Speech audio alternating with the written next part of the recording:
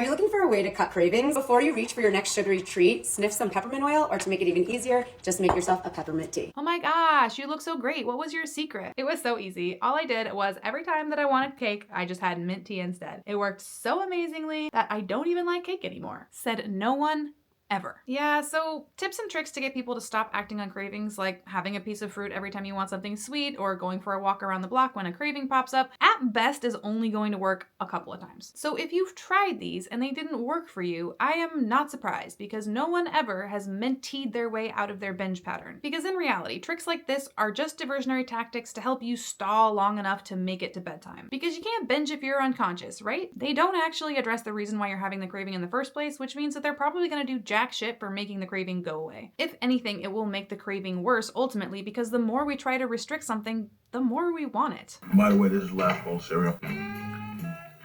This strategy for managing cravings and binging is basically like breaking your wrist and just throwing a bunch of painkillers at it without actually setting the brake. Yeah, the painkillers might dull the pain for a while, but over time they're going to be less effective, and the reason for the pain is still there, and it's probably going to get worse over time. So what do you do about it then? Coming up with an effective and resilient strategy for managing cravings is really quite simple. It's just a two-step process. The first step is figuring out why you're having the craving. What need is that craving trying to satisfy? And the second step is directly meeting the need that the food is trying to fill. Let me give you some examples. Let's say that you're craving some cake at the end of the day, and you realize that you didn't really have much for breakfast or lunch because you were super busy. Well, the need that the cake is fulfilling in that situation is probably hunger, and so the best way to meet that need directly is to make sure that you have a nourishing meal, and if you're still wanting cake after you eat that, then go ahead and have the cake. Also, make sure that you're nourishing yourself better the next day so that you're not setting yourself up to have this exact same dilemma tomorrow. Here's a second example. Let's say that you had a really rough day at work and you're feeling really overwhelmed and stressed out, and eating cake sounds soothing to you.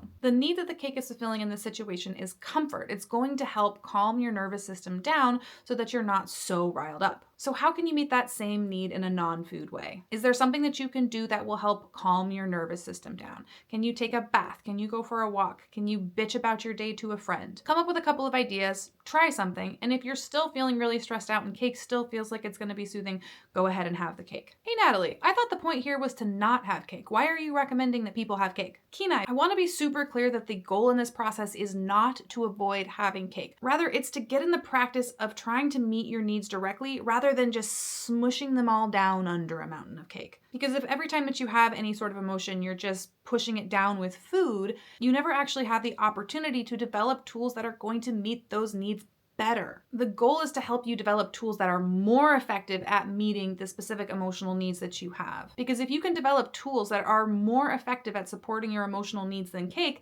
then you're not going to be turning to cake as a cure for everything. And the more you can practice trying other things before turning to food as a coping tool, the more likely it is that food won't be the first thing that you turn to in the future. And then you can enjoy cake when you actually want cake and not when you're sad, mad, anxious, lonely, etc. But if turning to food is your only coping tool for managing these kinds of emotions right now, it's not going to be very effective to just remove it and replace it with something that your brain thinks is going to be less effective. So going back to our broken wrist analogy, even if you are going to properly address your broken wrist and get it in a cast and do all the things that you need to for healing, you're still probably going to need those painkillers in the short term in order to be comfortable. Otherwise, you're just torturing yourself. Likewise, trying to white knuckle it through a rough patch by going balls deep on non-food self-care isn't self-care. Doing that puts a tremendous amount of pressure on those strategies to work, which ultimately will make them less effective. So what will probably happen is that you'll feel like shit and you'll feel frustrated that these alternative coping tools are not working as promised. So you'll probably cave and have the cake, but then you'll feel a lot of shame and frustration that you had the cake, which will make you feel shittier.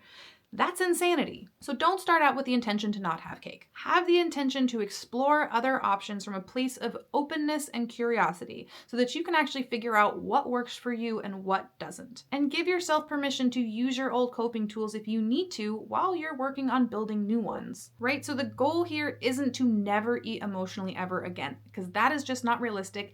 Everybody does it, and food can be a very helpful tool. The goal is to get to a place where food is not the only tool in your toolbox and it's not the primary one that you are reaching to for every situation. Because if you can do that, then you'll be supporting yourself better physically and emotionally. And I bet that you'll enjoy cake a lot more when you have it too. Now, if this approach sounds good to you, but you're a little bit stumped on what alternative coping tools you might experiment with, I've compiled a list of different strategies that you might try for the different emotional situations you find yourself in. You can find that linked in the description below. See you in the next video.